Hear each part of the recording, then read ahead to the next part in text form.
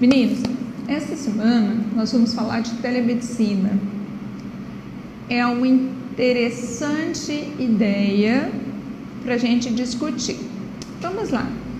Essa reportagem, ela foi publicada na revista Veja já faz um tempo. Então, isso significa que a telemedicina, ela sempre esteve presente, sempre que me refiro faz um ano e pouco, 2, ela já estava presente na discussão. Ou seja, era uma proposta. Tudo bem? O que é a telemedicina? É a possibilidade do médico atender o paciente de forma remota. Então, o médico vai atender o paciente de forma virtual, de longe. Combinado? Então, nós vamos ler a reportagem e depois continuar os nossos estudos. Combinado? Vamos ver.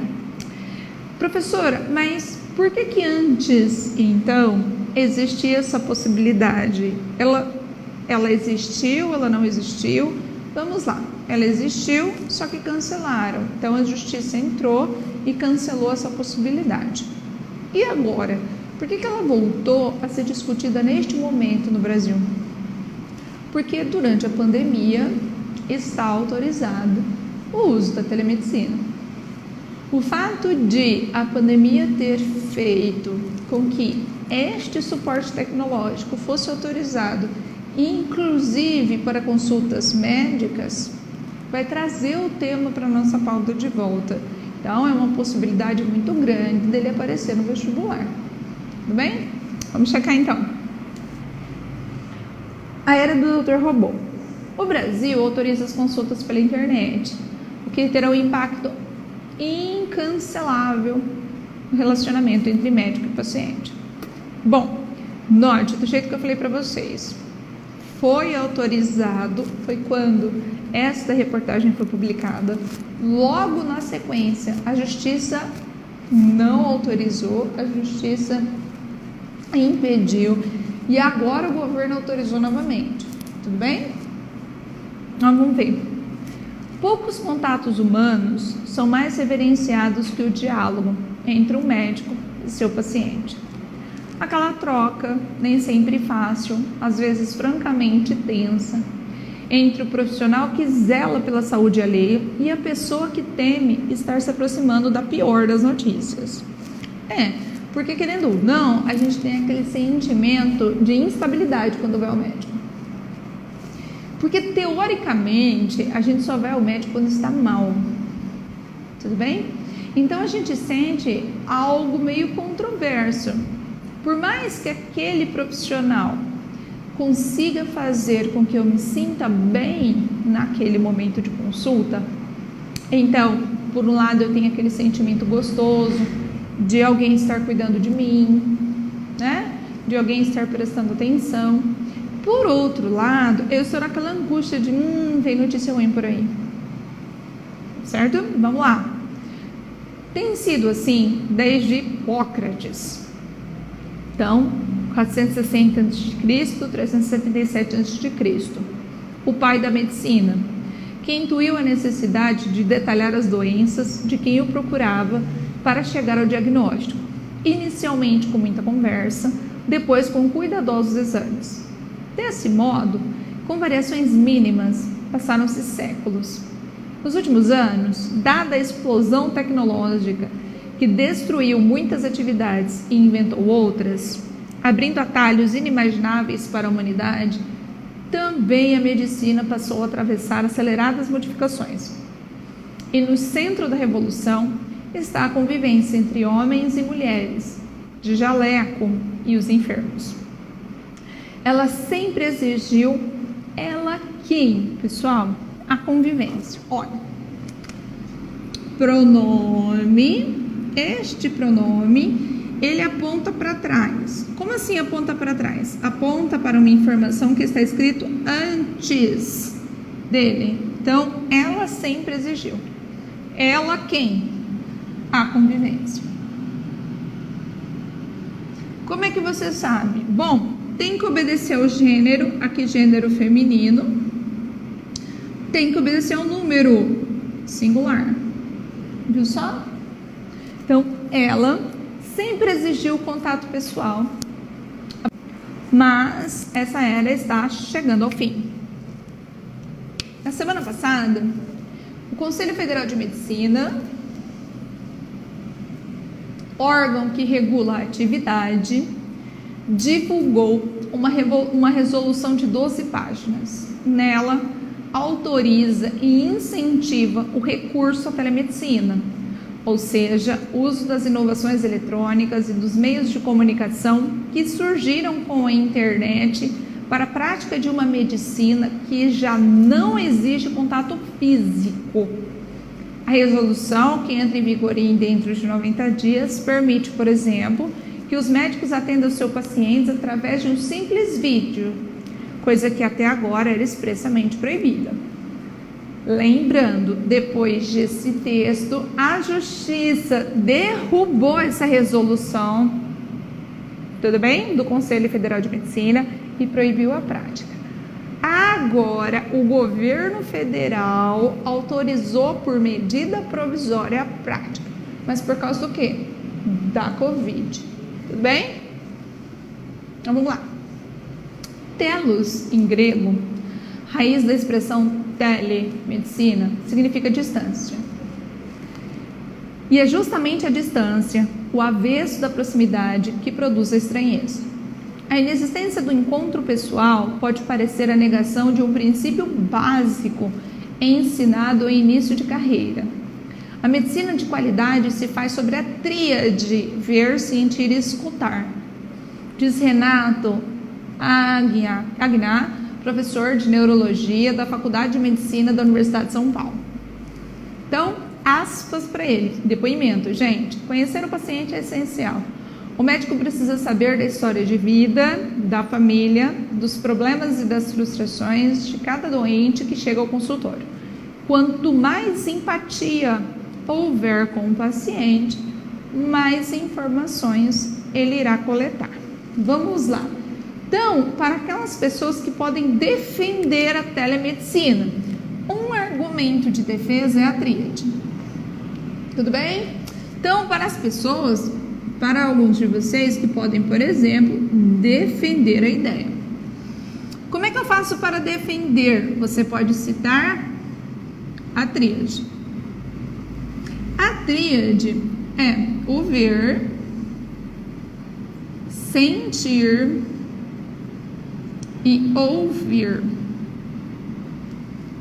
Professora, ver eu consigo? Consigo. Afinal de contas, é uma chamada de vídeo. Agora, você deve levar em consideração que o seu paciente pode te ligar de um lugar não muito claro, com uma luminosidade mais prejudicada e assim por diante. Sentir aqui é sentir o pulmão, por exemplo, né? Ou aqueles toques na barriga, para ver se existem gases na barriga e assim por diante. Este ouvir pode ser ouvir o pulmão. Tá vendo? Então, são atributos daquele que vai dizer que é o seguinte: olha, pela telemedicina não dá não. Tem que ser presencial. Afinal de contas, isso aqui pode gerar empatia, então consequência gera empatia, e a empatia gera um diagnóstico preciso. Então,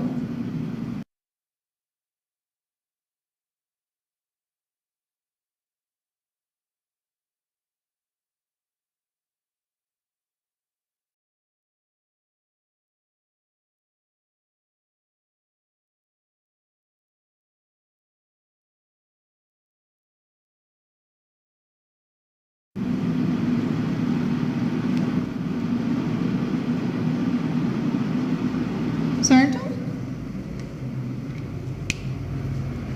Fácil? Vamos continuar então.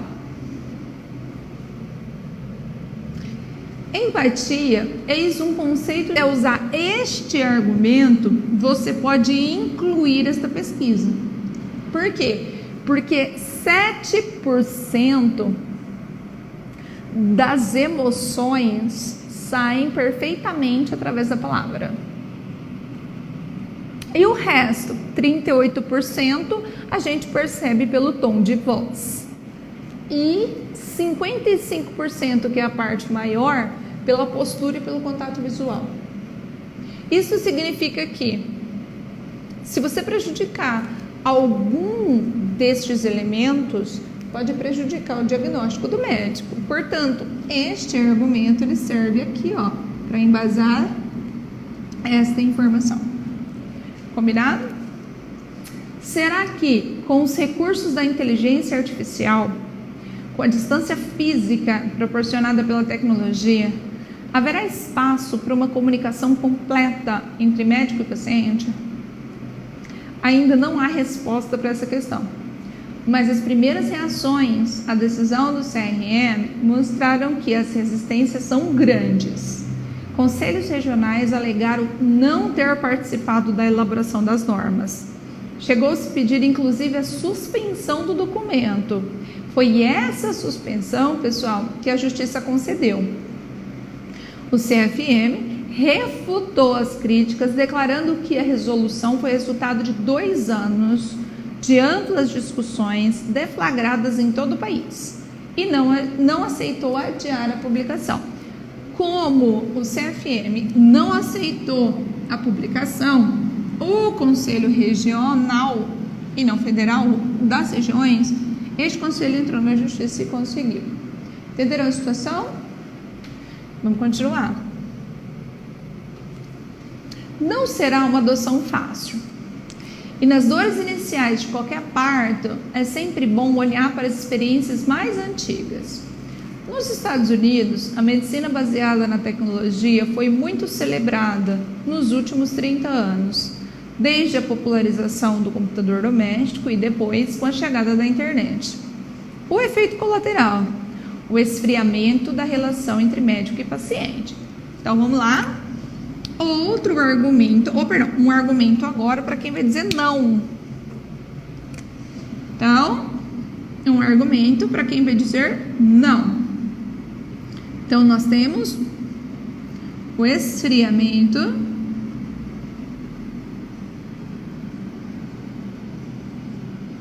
das relações ou da relação. Podemos colocar no singular. Então,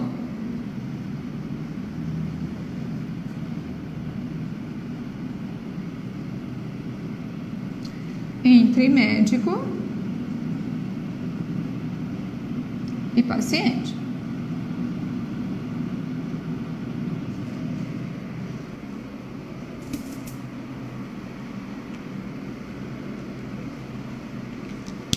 Vamos lá?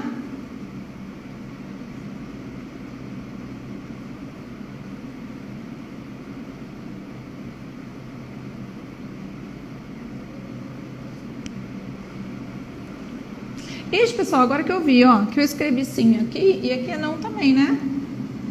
Ó.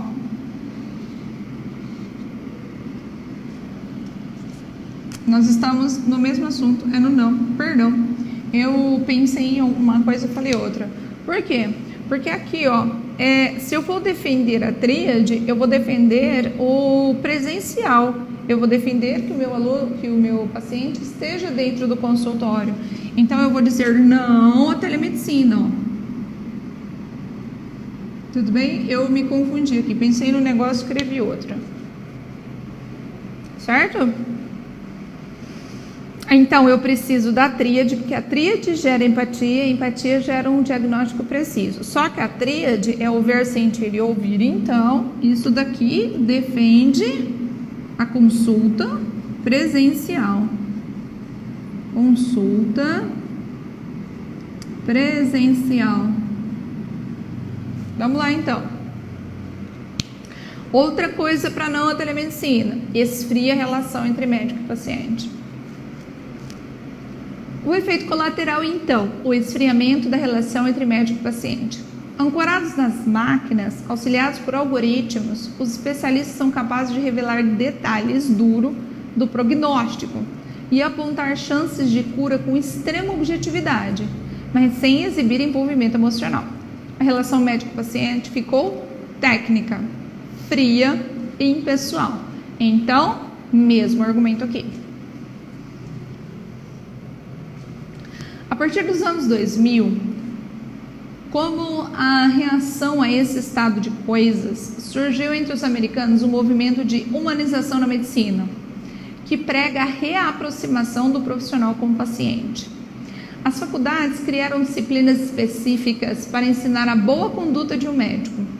Os críticos do uso da telemedicina afirmam que, por mais que o vídeo tenha alta resolução, que a conexão seja boa, que o microfone tenha bom alcance e que o médico do outro lado da tela seja experiente, a consulta à distância pulveriza o convívio primordial. Pulveriza e espalha. A humanização precisa ser o princípio básico também da telemedicina, diz um dos maiores estudiosos do tema no Brasil, que é o Shaw Lang Ewing, professor da USP. Em termos políticos, como se dará essa humanização? Lá em termos práticos, como se dará a humanização? Vamos falar de humanização. Humanização vem da palavra humano, né? E este humano é o ser humano. Então, é o fato de eu tratar as pessoas com cuidado, tratar as pessoas como seres humanos e não como um simples cliente. Olha, pessoal, essa disputa, essa conversa é bastante antiga na medicina. Hoje, independente do tema telemedicina, a gente tem médicos e médicos, né? A gente consegue sentir, por exemplo, quando o médico está preocupado com a gente, ou quando o médico está acelerando a consulta para que venha outra e ele ganhe mais dinheiro. Não é isso? Esta relação, que é bastante complicada, fez com que nós, pacientes, começássemos a nos sentir um pouco desprezados. Então, se a pessoa do outro lado da mesa, ela é muito fria, não dá a impressão que a nossa dor não tem porquê? Ou que eu estou fazendo frescura? Não, isso aí é frescura. Não dá a impressão que ele está minimizando a dor, o incômodo que me levou até ele como médico? Então, isso daí é exemplo clássico de uma situação que é desumana, é não humanizada. Eu preciso que o outro atente-se a mim como ser humano, né? Isso daí também está muito nas palavras. Os médicos precisam ter um cuidado para passar informação para a gente, não precisa? Porque às vezes a gente não tem, ou a gente tem um diagnóstico que não é muito bom. Como, por exemplo, o médico vai dizer para você que você tem uma doença grave. Qual é o tom da fala que esse médico precisa ter? Você já imaginou que horrível não seria o médico falar assim, então vamos lá, vai morrer, viu? Rapidinho, já, e não tô vendo coisa boa não. Já pensou o susto que a gente não tomaria? Se a pessoa tiver problema cardíaco, aí sim, acelera a possibilidade de morrer. Essa situação, ela é muito ruim. Ela assusta. Dá a impressão que o médico não se importa com aquela informação. Dá a impressão que esse médico, a qualquer momento, ele vai te mandar embora dali, só falta dizer que o problema é seu. É uma falta de humanização. Entenderam bem como funciona? Este movimento a favor da humanização, ou seja, a favor do contato pessoa a pessoa, a favor deste olhar mais acurado, um olhar mais profissional, mas esse profissional com bastante ética, e um profissional que também se importa. Mostrar para o seu paciente que você se importa com ele, aproxima. Do mesmo jeito que quando a gente mostra para as outras pessoas que estão perto da gente, que a gente se importa com elas, o intuito desta conversa é aproximação, não é repulsão. Por quê? Porque o fato de eu me importar com você, isso nos aproxima. Gera uma sensação boa no receptor, ou seja, a quem eu me dirijo. Combinado? Só que existem alguns médicos, é claro que infelizmente não são todos, Existem alguns médicos que começaram a tratar paciente como cliente. Ou seja, começaram a ver nesses pacientes somente alguém que paga. Perdão, pessoal, estou soluçando. Que paga por essa consulta, isso é muito ruim. É por isso, então, que começaram essas situações, beleza? Começaram essas ideias desta forma para tentar aumentar ou resgatar essa empatia. Em termos práticos, como se dará essa humanização?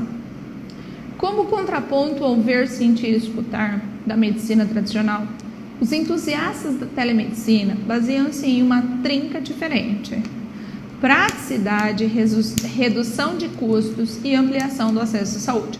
Ó, pronto. Agora sim, defensores. Opa!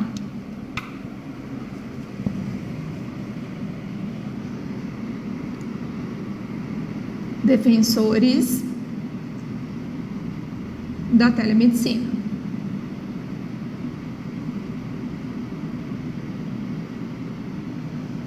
Vamos ver. O que eles dizem a respeito? Praticidade.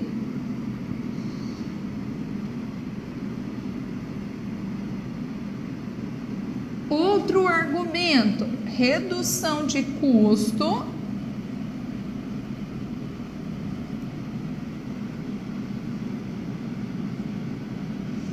Outro argumento, ampliação do acesso.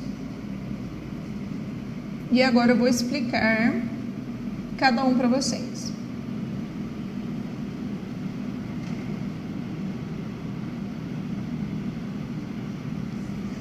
Vamos lá.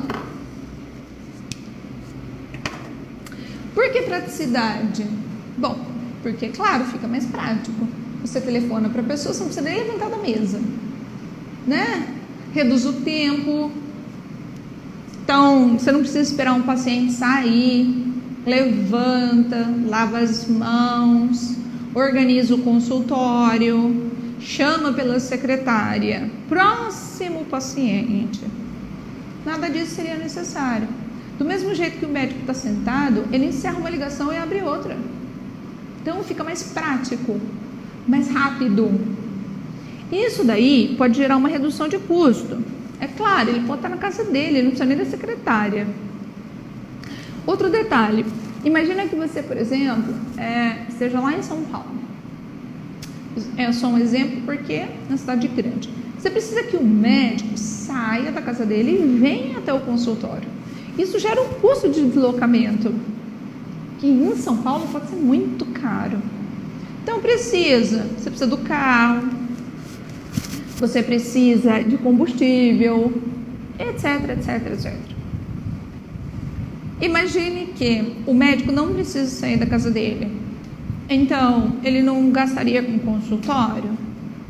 Então, eu não preciso de funcionário, não preciso de um prédio, não preciso pagar energia, não preciso de telefone, não preciso disso, não preciso daquilo.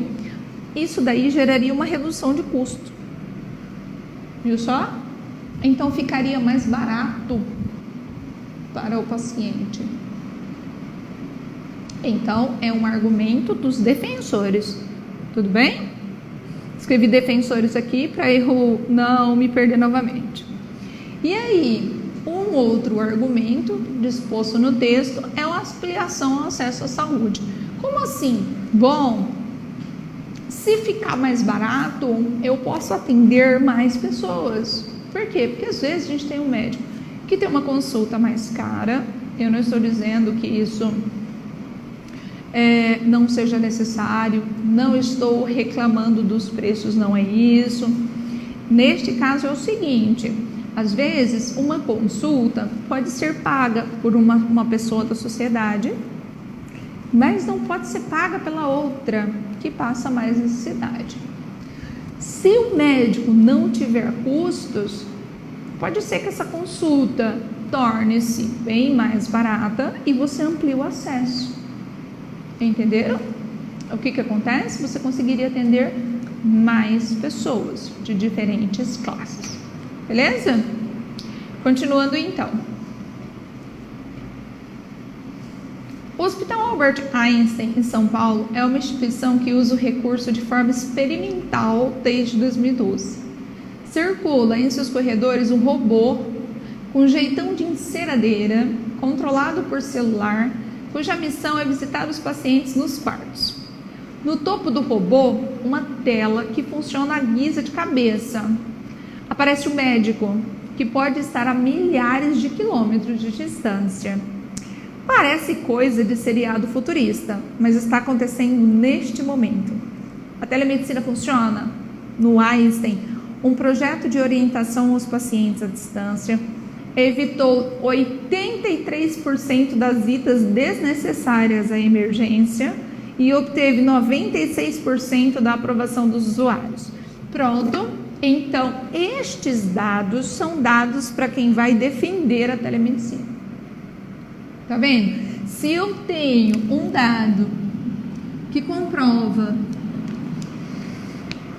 que em 83% o médico vai à toa até a emergência, significa que em 83% ele está gastando à toa.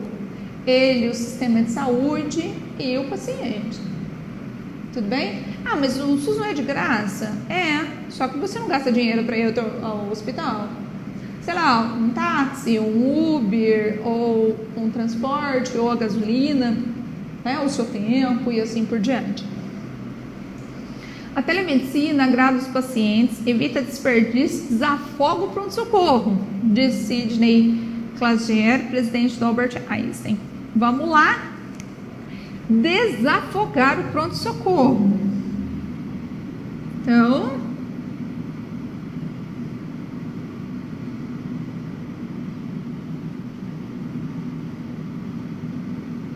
opa.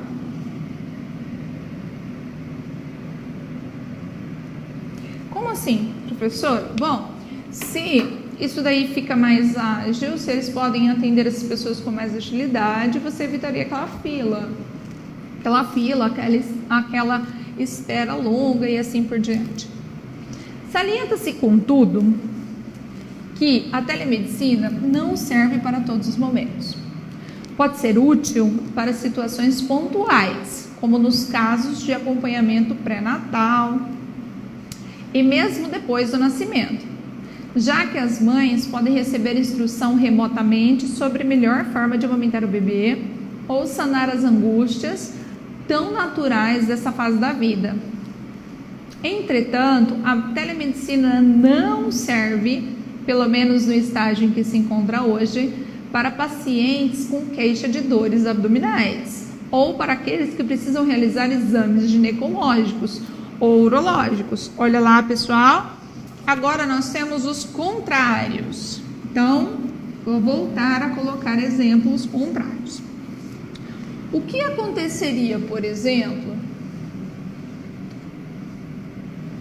com atendimento ginecológico? Não teria jeito, fala a verdade. Tampouco urológico. Por quê? Porque o exame precisa ser presencial. A coleta de material exige a presença dos dois e do paciente. Viram só?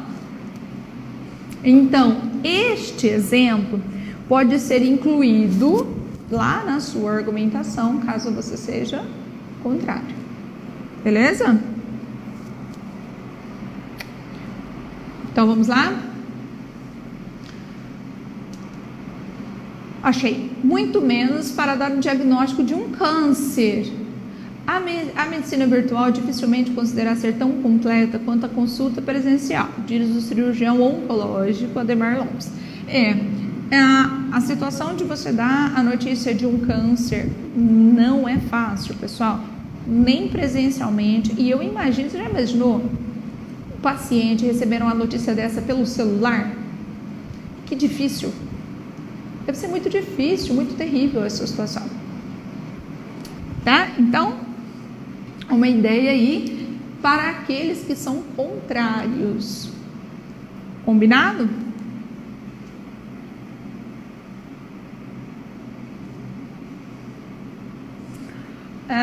Muito menos. Então, próximo. Na resolução divulgada na semana passada, o CFM chancelou a cirurgia à distância, mediada pelos braços de um robô, o diagnóstico à distância, com os dados dos exames transmitidos pelo computador, e a triagem à distância, uma orientação para o próximo passo do cuidado, entre outras modalidades.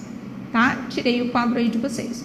Para as consultas, a regra impõe uma relação prévia entre o médico e o paciente, ou seja, não é permitido marcar consulta virtual com um cardiologista desconhecido. O contato inaugural tem que ser cara a cara, presencial. Olha, pessoal, essa daqui é uma diferença. Então, para a consulta, tinha uma regra. A regra impõe uma relação prévia entre o médico e o paciente. Ou seja, não poderia ter a telemedicina da primeira consulta, no primeiro contato. Teria que ser a partir dos próximos, o famoso retorno. Tudo bem? Olha lá, o contato inaugural tinha que ser cara a cara, presencial. A consulta à distância pode servir para contatos posteriores. Então, note, a partir do retorno,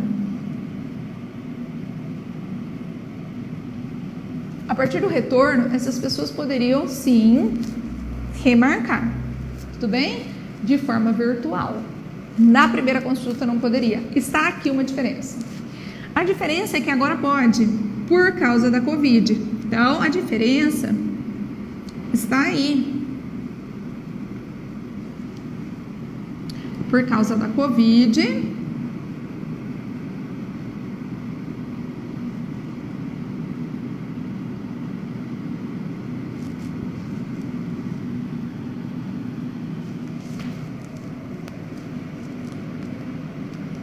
então foi lançado a telemedicina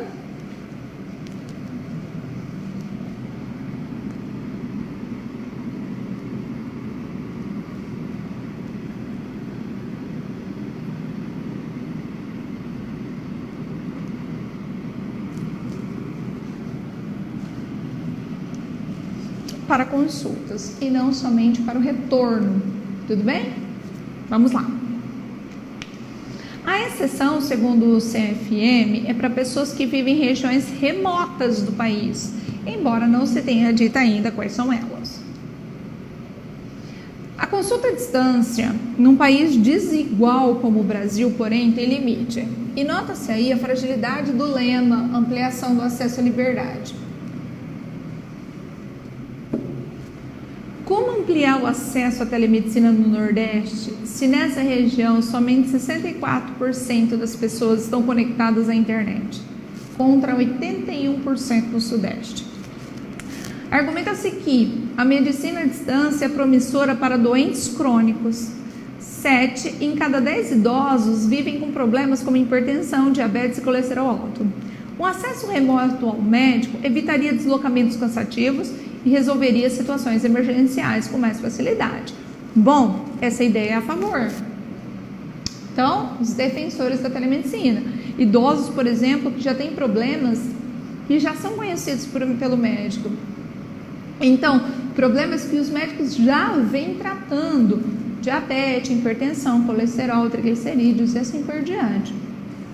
Nestes casos, principalmente esses idosos que têm o perigo de cair ou que não tem alguém, né, de prontidão para levá-los ao médico sempre que necessário, isso poderia ajudar o idoso.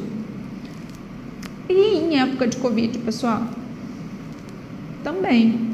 Em época de Covid também é o mesmo argumento. Tudo bem?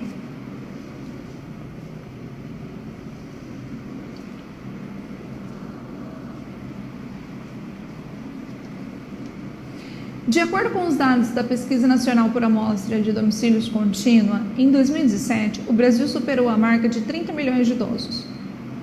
O problema é que somente 25% da população brasileira, com 60 anos ou mais, um dos alvos evidentes da telemedicina, usa a internet. Então, é preciso que haja uma participação ativa do governo, Se as novas práticas forem bem aplicadas, vamos ter uma redução de filas em hospitais e melhor atendimento das localidades isoladas, sem acesso à internet. Diz o fundador. Se é o fundador, é claro que ele vai defender a ideia. Há obstáculos, sem dúvidas, mas parece inexorável que no futuro próximo vejamos cada vez mais bons exemplos da telemedicina.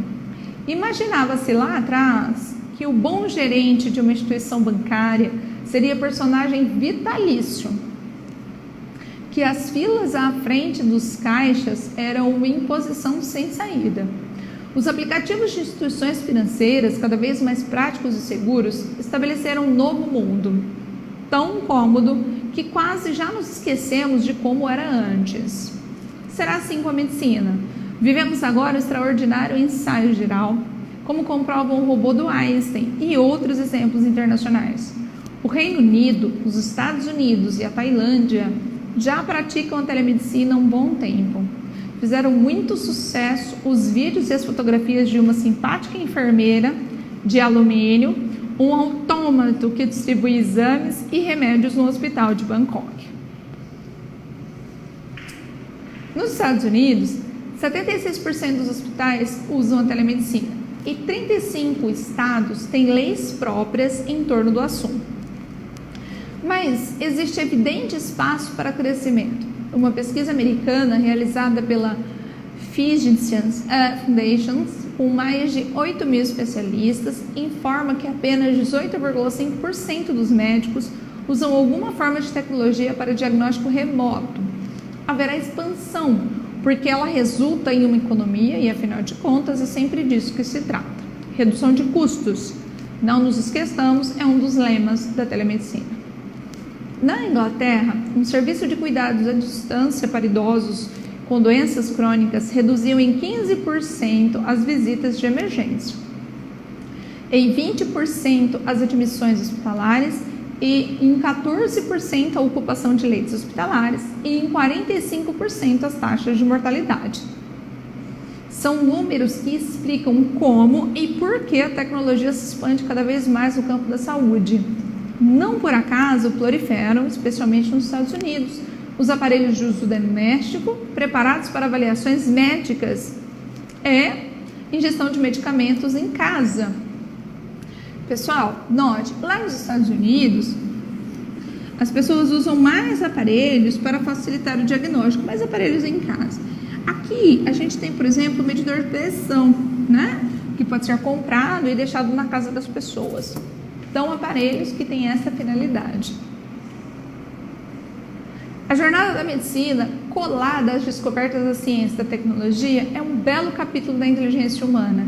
E as inclinações lúdicas são quase sempre apenas uma manifestação do atraso. Você ainda será atendido por um robô. Eis o que já era possível prever lá atrás, em 1959, quando médicos da Universidade de Nebraska deram um primeiríssimo passo e transmitiram exames neurológicos a estudantes em todo o campus por meio de televisores. No fim dos anos 60, a NASA, a Agência Espacial Americana, deu um empurrão definitivo. Os cientistas estavam preocupados com os efeitos fisiológicos da gravidade zero nos astronautas. Para isso, criaram-se formas de estabelecer à distância o monitoramento de funções fisiológicas como frequência cardíaca, pressão arterial e temperatura. Eles estavam longe, no lugar mais longe possível, na franja da Lua. A necessidade de saber o que lhes ocorria impulsionou a telemedicina, que está cada vez mais próxima de nós. Bom, essa daqui foi uma publicação, né, de 13 de fevereiro de 2019, do ano passado. Tá vendo só? É uma realidade que estava sendo conversada no Brasil já no ano passado. Aí depois impediram. Mas o que veio logo na sequência? Essa daqui, o Ministério da Saúde regulamenta a telemedicina durante a pandemia. E é aqui que eu quero que você pense o que você faria e para qual situação você seria favorável. Você vai defender a telemedicina ou você vai contrariá-la?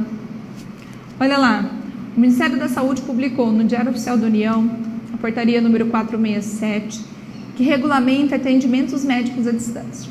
a liberação da telemedicina será válida apenas durante a pandemia do coronavírus. Então, depois que houver o término da pandemia, teoricamente, que é o que visa a portaria, ela vai ser cancelada, ela vai ser proibida novamente, tudo bem? Segundo o governo, a medida visa reduzir a propagação da Covid.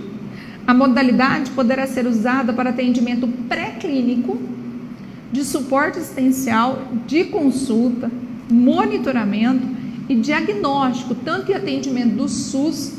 Pessoal, do SUS nem foi liberado, tudo bem? Mesmo naquela reportagem, autorizava isso daí em outros consultórios. O SUS nunca aderiu a essa possibilidade, agora pode.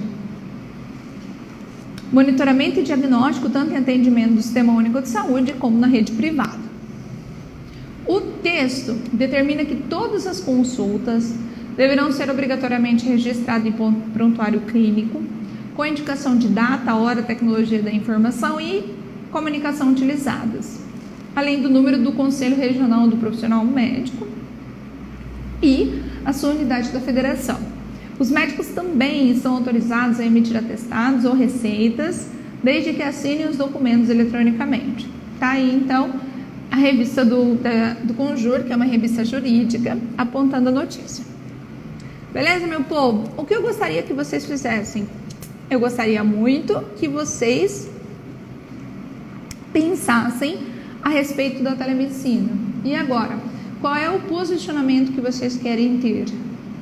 Qual é a saída que vocês vislumbram para isso? Combinado? Então, agora eu vou voltar para os nossos estudos de introdução, vou colocar aqui para vocês.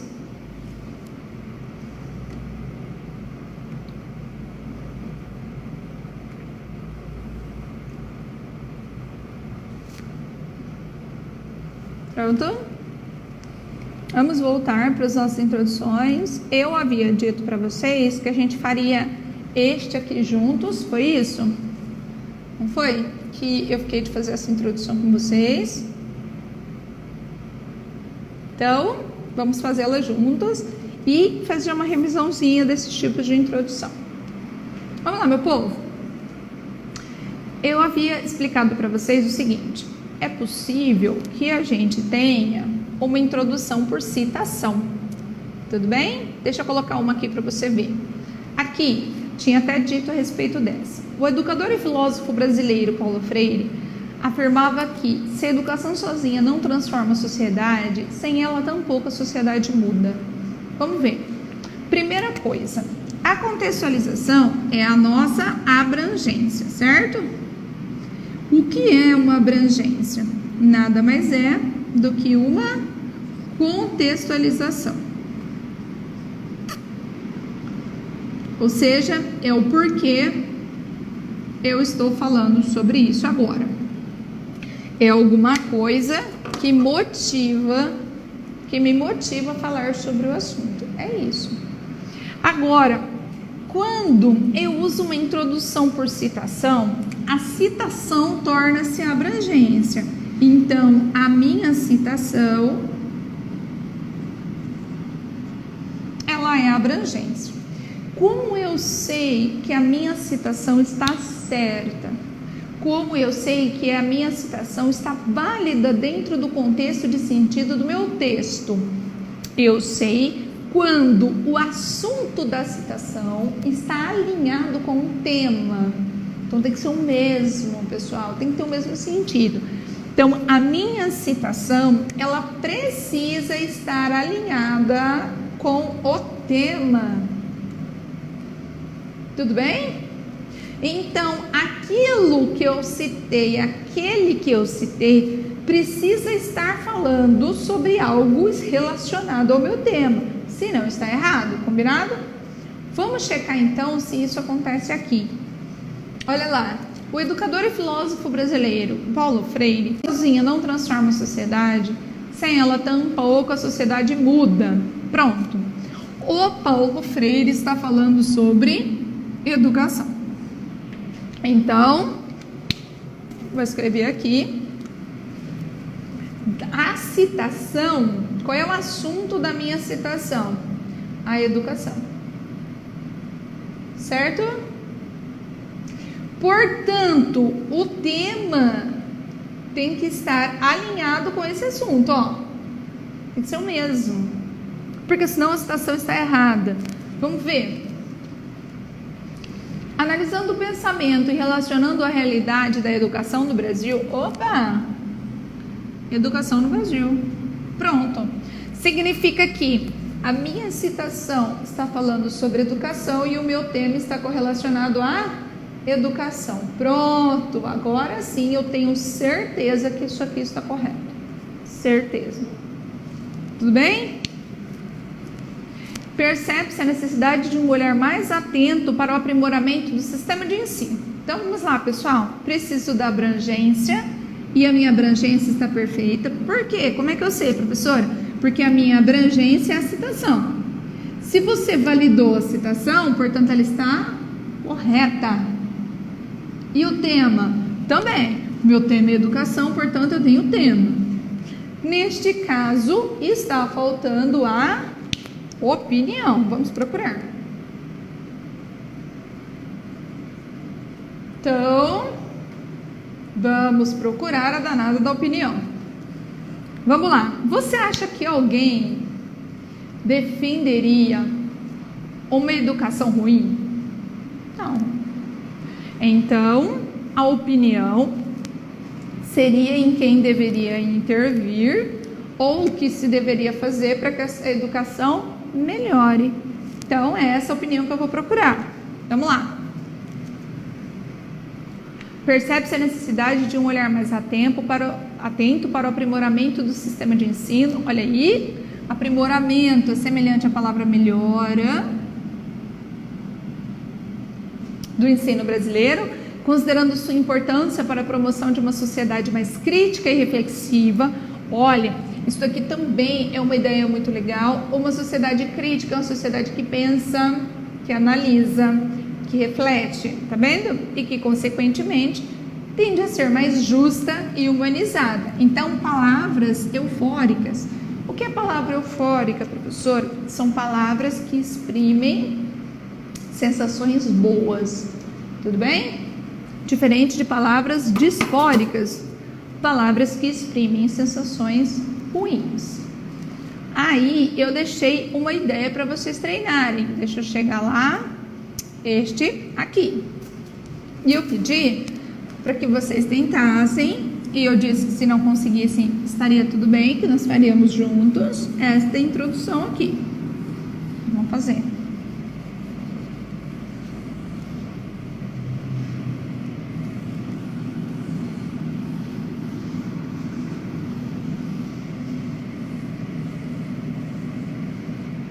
Essa daqui. Vamos lá, galera. Eu disse o seguinte, então. O grande poeta Camões, certa vez, disse que amor é fogo que arde sem se ver, é ferida que dói e não se sente, é um contentamento descontente, é a dor que desatina sem doer. Vamos lá. O que eu estou falando dentro da citação? Eu estou falando sobre amor, certo? Então, se o assunto da citação é amor, ele tem que ser o meu tema. Tá vendo? Então, ele tem que ser amor, que você pode puxar para o romantismo, que eu disse aqui para vocês, ó. Tá vendo? Essa é a relação que você precisa fazer. Vamos lá, vamos começar então. Poderia dizer o seguinte: no poema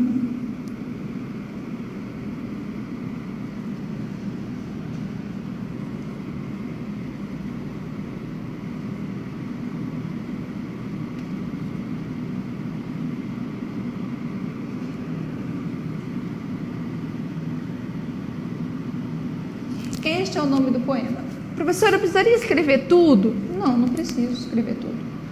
Por que eu não preciso escrever tudo?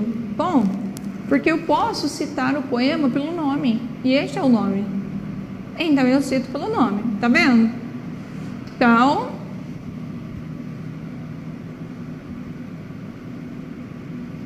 Camões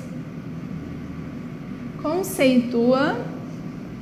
Pessoal, conceitua é gerar um conceito, tudo bem?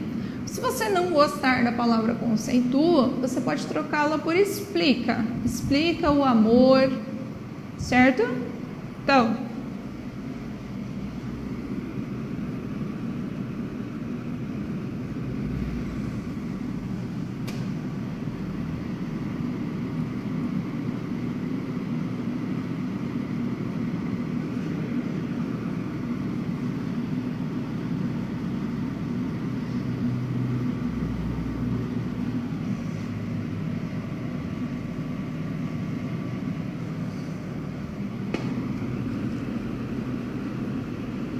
pronto, olha,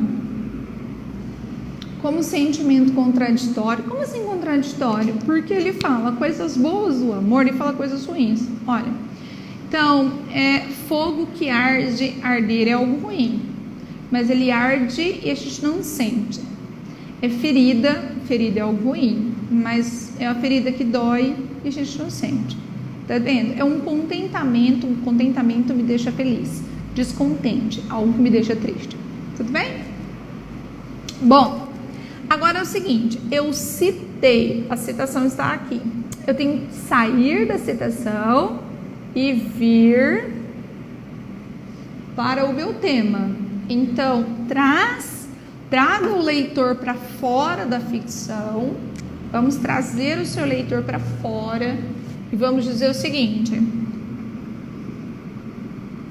fora da literatura,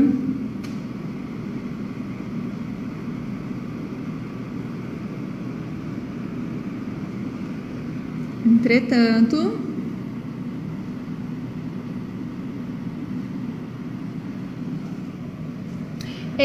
esse sentimento para falar do amor,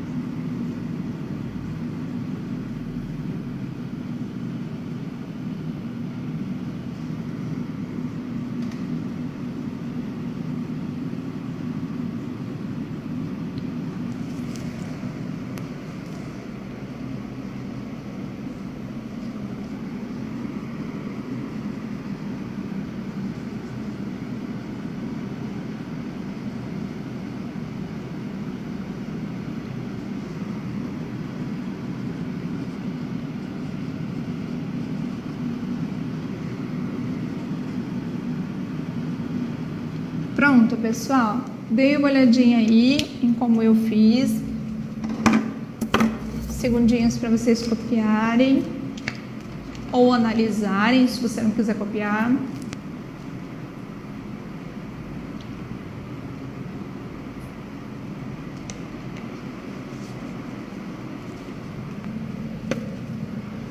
Olha lá. No poema, o amor é fogo que arde sem se ver.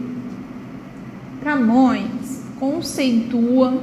Ah, professora, eu não consigo usar essa palavra. Não tem problema. Você pode dizer explica. Ó, Camões explica o amor como um sentimento contraditório, mas necessário. Vamos lá? Fora da literatura, entretanto, este sentimento, pronto.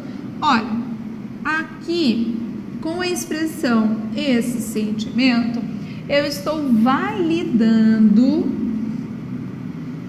a minha abrangência. Como assim, professora? Tornando válida. Por quê? Porque eu estou mostrando que eu vou falar do mesmo assunto que a citação falou. Portanto, a citação falou de amor e eu também.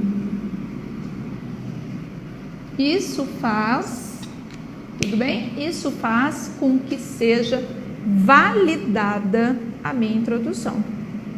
Perdão, a minha introdução através da minha abrangência. Não está errado não, tá? Agora, e aí, professora? Bom, eu vou falar sobre o amor. Está faltando o restante. Agora vamos ver se eu vou falar bem dele ou se eu vou falar o que dele, do amor. Entretanto, esse sentimento não é mais valorizado pelo brasileiro como era pelo poeta. Ou seja, o brasileiro não valoriza o amor, pois o romantismo não é mais protagonista na vida das pessoas. Então vamos lá? Aqui eu usei uma metáfora simples. Eu posso usar metáfora no meu texto, professora? Pode, desde que ela seja bastante simples e que o seu leitor consiga entendê-la, tudo bem? Consiga compreender a sua mensagem. Então aqui está um exemplo a respeito desta ideia de cá, a ideia de Camões, tudo bem? Por que você escreveu não é mais o protagonista? Para não usar a expressão em baixa. Porque a expressão em baixa é uma expressão coloquial. E a gente deve evitar essas expressões coloquiais. Combinado? Então, por essas expressões serem muito simples, né, expressas pela linguagem corrente das pessoas, a gente a organizou dessa forma. Combinado? Vamos fazer outro?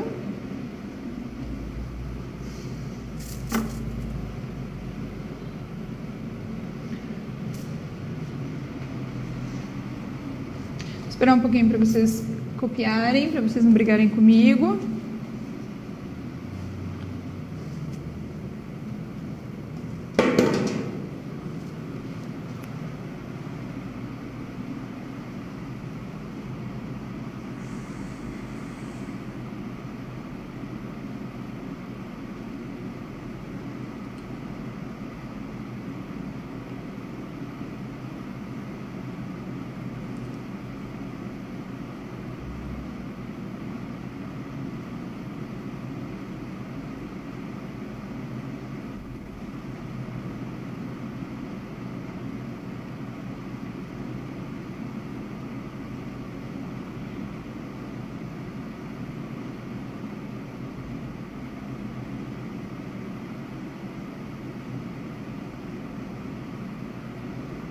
Prontinho? Então vamos lá, meu povo.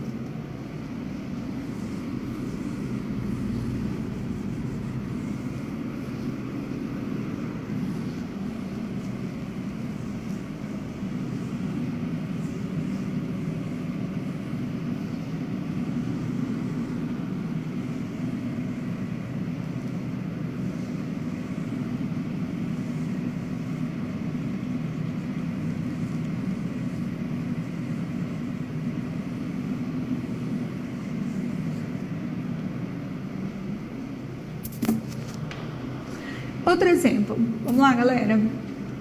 Outro poeminha aí pra gente treinar a citar.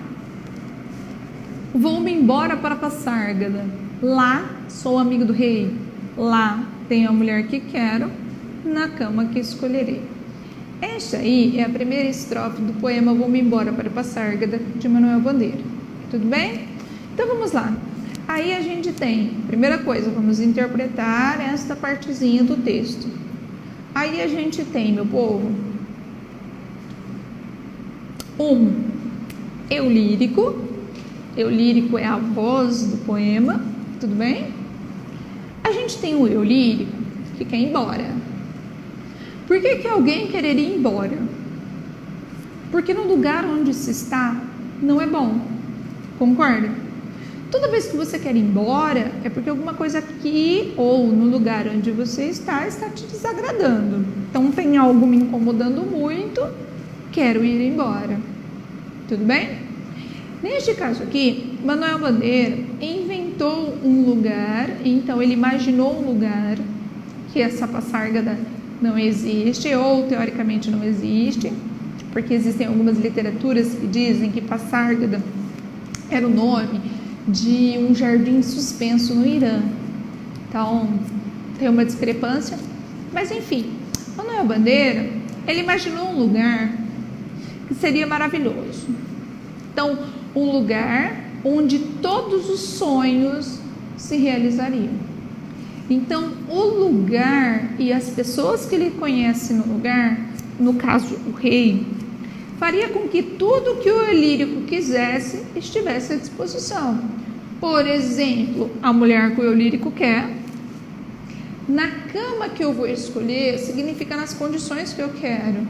Então eu vou decidir se eu vou ser rico, se eu vou ser pobre, quem que eu vou ter, o que eu vou fazer. Tá vendo? Porque lá em Passárgada tudo é melhor, tudo é mais bonito, tudo acontece. Vamos lá.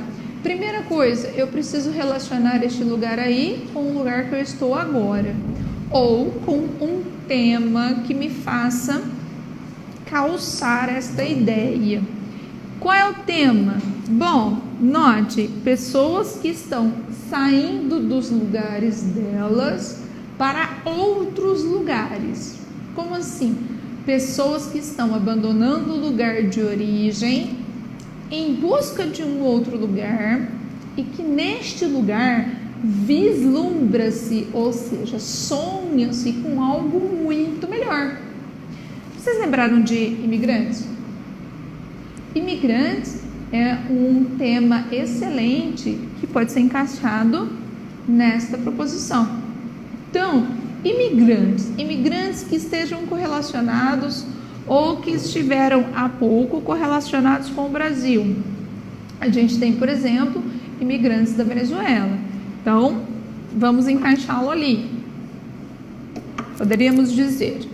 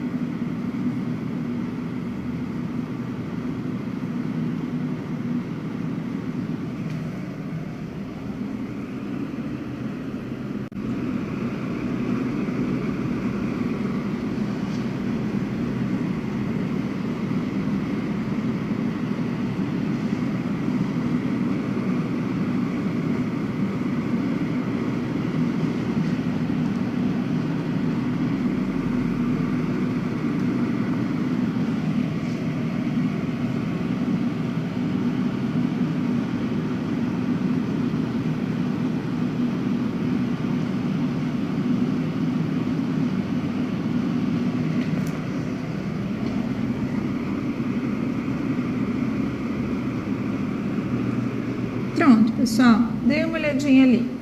No poema Vou-me embora para Passárgada, Manuel Bandeiro versa fala. Porque quando eu falo poema fala, é muito ruim, o nível de linguagem é muito baixo, tá? A gente vai falar assim, fala alto. Não, o poema não fala nada. Então, discute ou versa, tudo bem? Do jeito que você quiser colocar aí. Então, discute, versa é ótimo, tem um nível de linguagem muito bom, por meio do eu lírico, seja pela voz do eu lírico é a voz do texto, né? O desejo de busca por melhores condições em outros lugares. Então,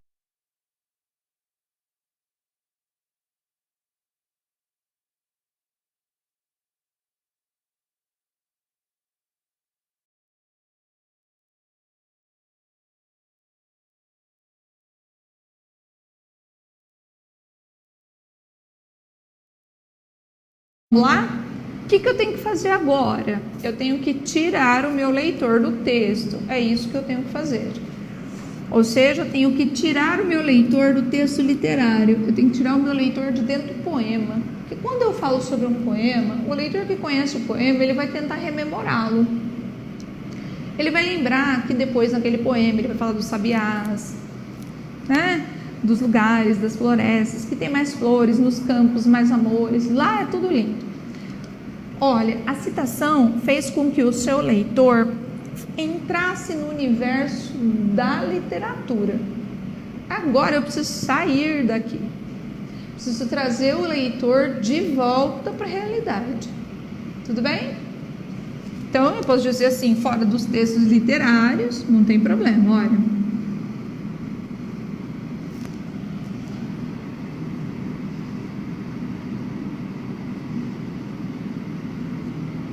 Fora da literatura. Agora é o seguinte, eu preciso correlacionar o mesmo tema, o sentido da citação. O sentido da citação é pessoas que saem de um lugar e vão para o outro. Então, fora da literatura, os venezuelanos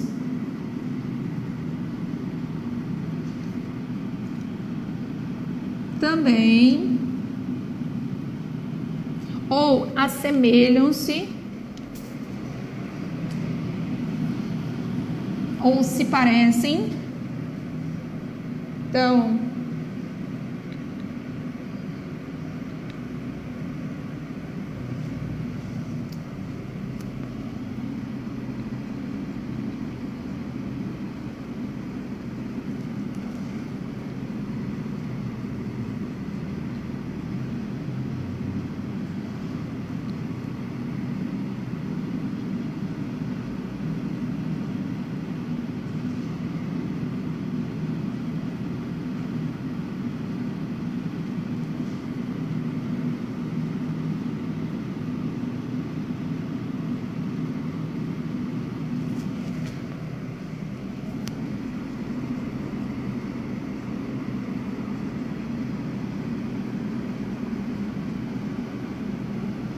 vamos lá?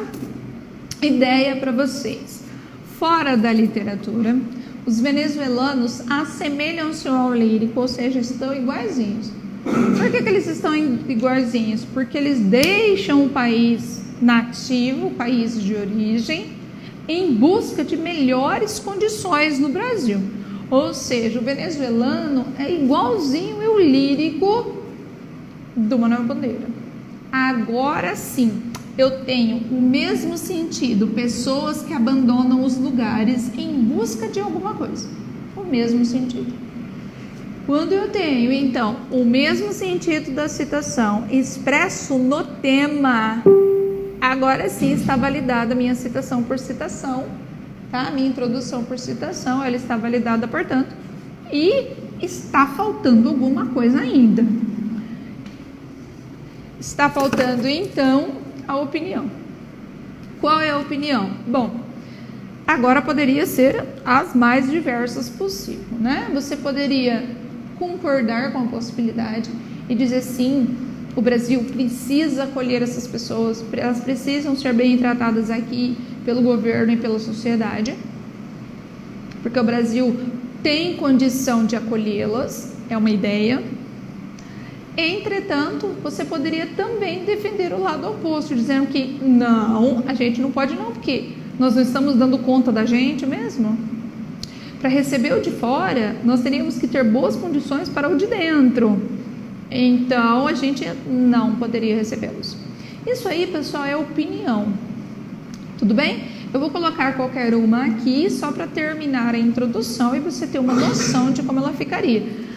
Agora, é claro que você pode ter qualquer uma delas. É só para terminar mesmo. Tudo bem? Então, vou por contrário. Agora, a gente não pode receber os venezuelanos, mesmo porque, por exemplo, as fronteiras estão fechadas devido à Covid, né? Devido ao coronavírus. Então, as fronteiras estão fechadas. Vamos lá, então?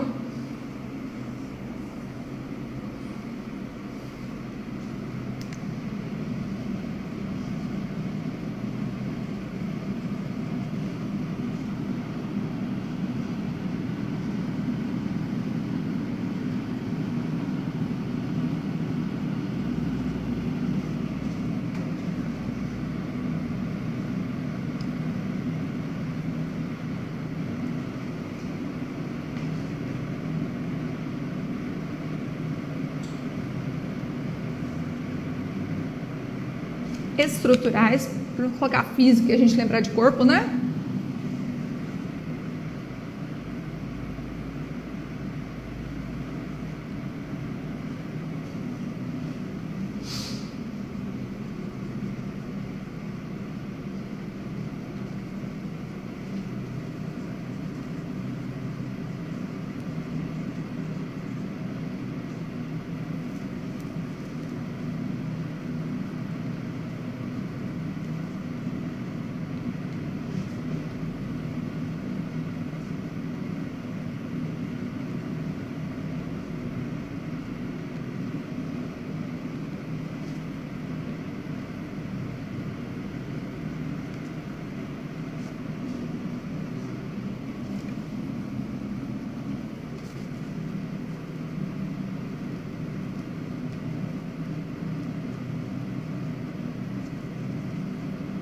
Pronto, pessoal. Só para vocês terem uma noção como funciona, então. Vamos lá. Todavia, o país canarinho. Ó, meu povo, quando a gente fala o país canarinho, é o Brasil. Tudo bem? É uma figura de linguagem. Futuramente eu vou ensinar a figura de linguagem para vocês. Vou ensiná-los a reconhecer essas figuras de linguagem no texto. Entretanto, como nós estamos virtualmente, eu prefiro passar o esqueleto da dissertação para vocês já irem treinando. E aí, assim, quando a gente voltar, aí eu começo a análise mais aprofundada de textos. E aí vou ensinar tudo isso para vocês. Eu posso chamar o Brasil, então, professora, de país canarinho? Pode. E pode chamar de Brasil o país tupiniquim, se você quiser. Só que a palavra tupiniquim, ela não é eufórica, tá? E aí dá uma impressão de esculacho. Se você quiser esculachar o Brasil, você pode chamá-lo de país tupiniquim. E aí sim você gera essa sensação no leitor. Olha que legal. Se você estiver dizendo então que isso daqui não funciona, ou você estiver falando muito mal do país, sobre violência, sobre prisões superlotadas, tudo bem? Sobre educação ruim, sobre saúde ruim, sobre mortalidade, o que você quiser falar a respeito, que gere um sarcasmo, uma tendência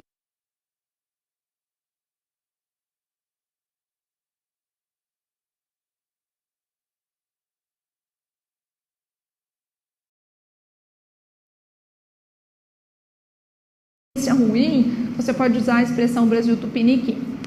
O canarinho, ele não gera essa impressão ruim, não. Tá? Então, você pode usá-lo, não tem problema.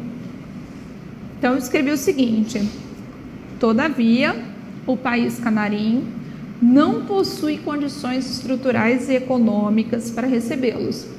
E por isso, essa passárgada é meramente um lugar imaginário. Agora a gente pode colocar, inclusive para os venezuelanos. Porque essa parte fica legal. Ou para os nativos do país vizinho, do jeito que você quiser.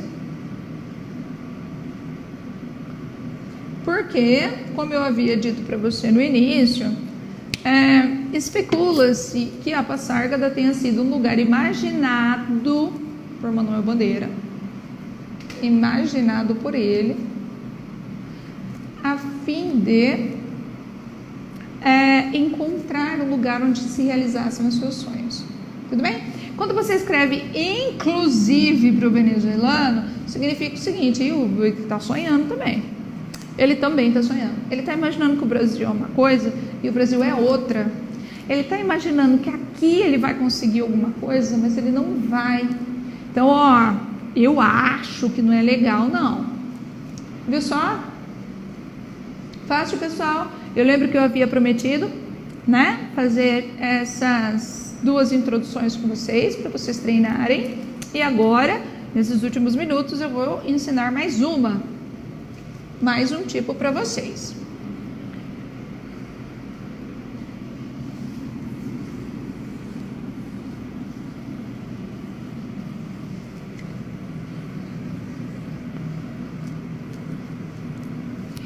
Já apago aqui, vai que tem alguém copiando, né?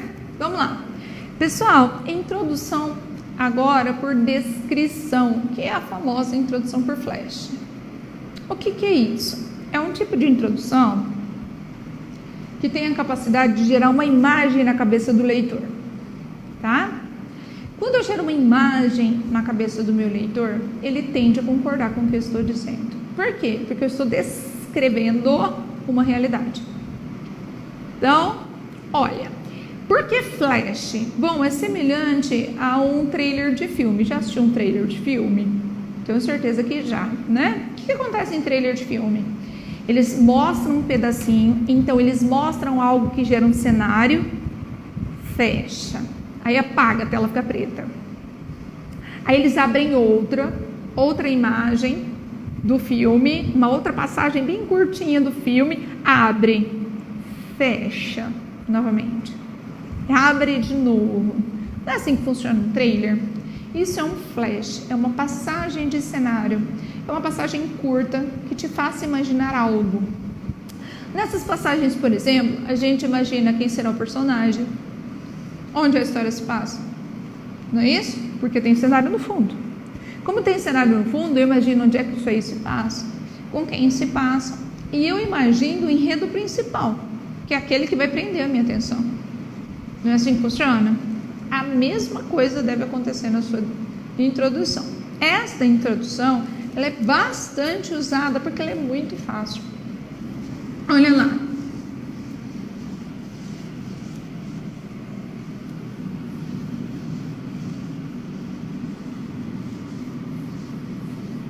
Olha lá, povo. Tiros, assaltos, medos. Vamos lá, eu vou colocar esse aqui só para manter o paralelismo sintático. Ixi, vocês vão aprender isso lá na frente. Olha aqui, a descrição acabou aqui. Olha que pequenininha. Professora, por que é pequenininha desse jeito? Porque se eu descrever por muito tempo, eu perco o gênero. Se a minha descrição fica predominante, eu saio do gênero dissertativo para ir para o gênero descritivo. Isso eu não quero. Tudo bem? Olha, tiros. Com certeza veio alguma coisa na sua cabeça. Assaltos, medos.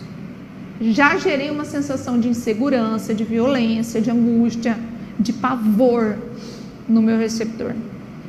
Parou a descrição aqui. Aqui começa a minha dissertação, tá bem?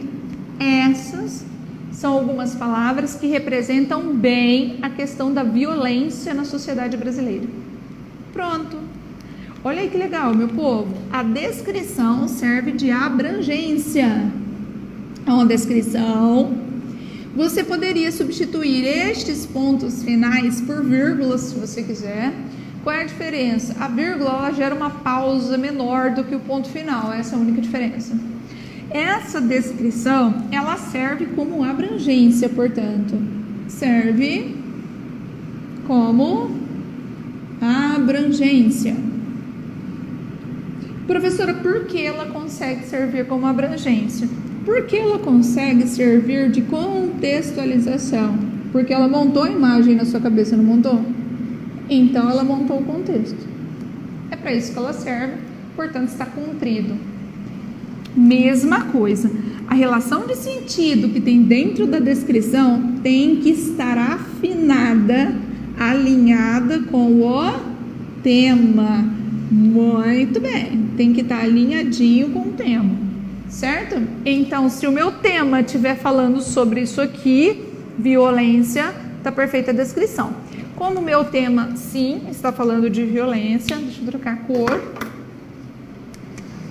Como o meu tema está falando sobre violência, então, perfeito, está validada, então, o nosso tipo introdutório. Professora, está completa? Não, não está, meu povo. Aqui vai faltar opinião, que eu vou deixar para você pôr e tentar. Como a gente não vai defender a violência e dizer que as pessoas têm que morrer mesmo, tem que tomar um tiro, tem que ser assaltado e assim por diante, mesmo porque no Enem a gente perderia 200 pontos, porque isso aqui infringe os direitos humanos, então a gente não pode. A opinião neste tipo de texto aparece, por exemplo, em quem deve intervir. Quem deve intervir. Ou seja, você pode dizer aqui que, portanto, faz parte da responsabilidade do Estado combater o problema, e aí a sua opinião, o Estado deve combater. Olha, eu acho que a justiça tem que ser mais rápida, então você coloca a justiça, porque a justiça não é o Estado, hein? Então você pode colocar. São capacidades da justiça e do Estado mitigar o problema. Mitigar é reduzir, olha que maravilhoso. Usa essa palavra linda, mitigar. Então aqui eu deixei para você incluir a sua opinião. Combinado, moçada? Olha, treinem bastante, mandem mensagem para mim. Se eu não mandei texto para vocês, que eu mandei um monte de texto no final de semana. Se eu não mandei texto, provavelmente amanhã, quinta-feira, se você já havia me mandado, já deve estar de volta para vocês. Fiquei muito feliz porque bastante gente escreveu, então bastante gente cumpriu aí com a tarefa. Estou muito contente. Então vamos treinar essa estrutura, porque essa estrutura é joia, principalmente para essas aulas mais virtuais, tá? Quando a gente começar a aprofundar a língua portuguesa em outros gêneros, aí a gente precisa estar mais juntos para eu saber se vocês estão acompanhando. Mesmo assim, mandem mensagem, qualquer coisa estou aqui para ajudá-los. Combinado? Obrigadão então, até semana que vem.